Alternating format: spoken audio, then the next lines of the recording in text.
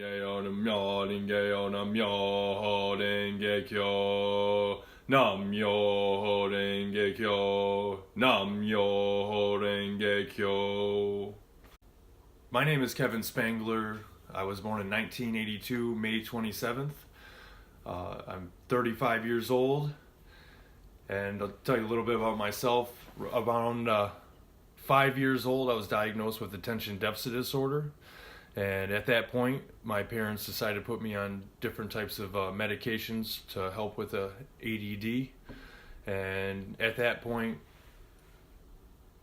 I suffered my whole childhood extreme depression, and but I was able to focus on some of the things I needed to get done to get through school, because school was extremely hard for me.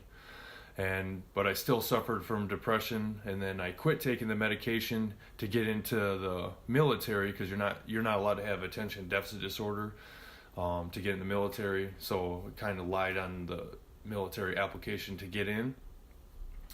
But so the depression followed me, and I would never use drugs while I was on the medication. I was always against drugs, but it wasn't until I quit taking the medications to where I basically slowly relapsed into using different types of drugs. So I'm always focusing on positive. So last time I went to jail, I was like, what can I do to make this positive? I basically worked out every single day. I meditated every day, and I focused on my goals.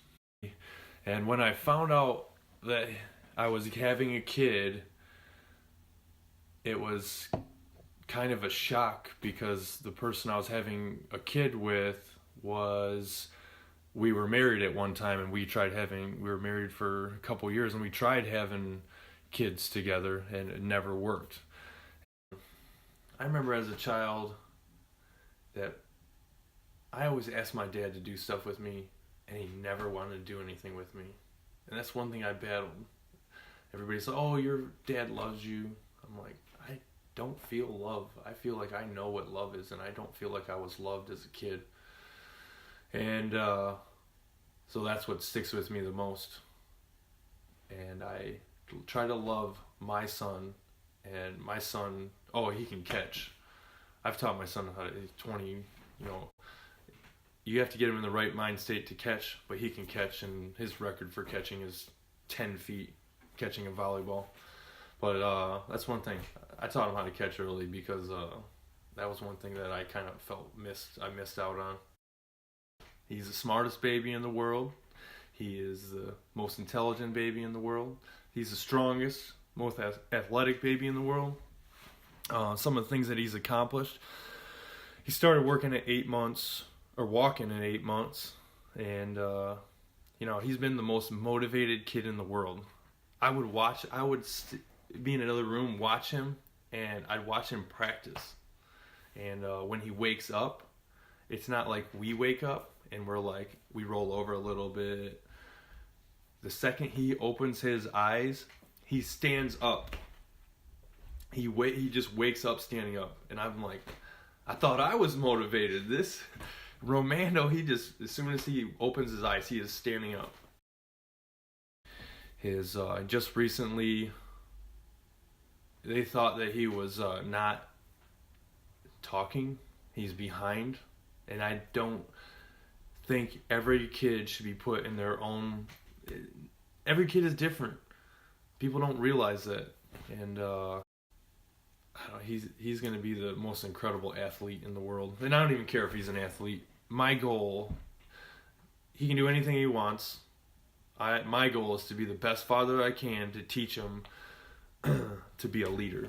When I got out of jail, I moved into the homeless shelter, saved up all my money working 4 jobs, bought my first pedicab, and now I have 17 of them. And the whole premise of Boober Tours is to create second chance jobs for people in recovery. I basically just started pedicabbing every day, making like $30 in 12 hours. I kept on pushing, I just kept on working. And then I posted all my, progress on the internet, and I had a guy I used to work with interested in investing in the company. So he ended up buying the second pedicab, and we became partners. And then we just kept on saving all the money, and just investing.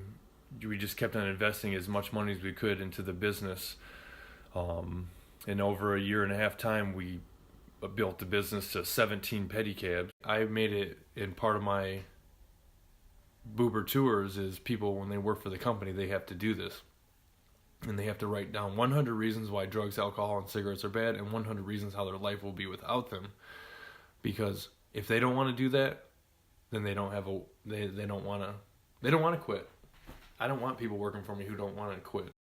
I'm still figuring things out. I'm still learning, because I work with a lot of people, and I'm trying to figure out, how do I break through to people? How do I motivate them? Because some people don't like to be controlled. And I don't like controlling people. I like to let people make their own decisions.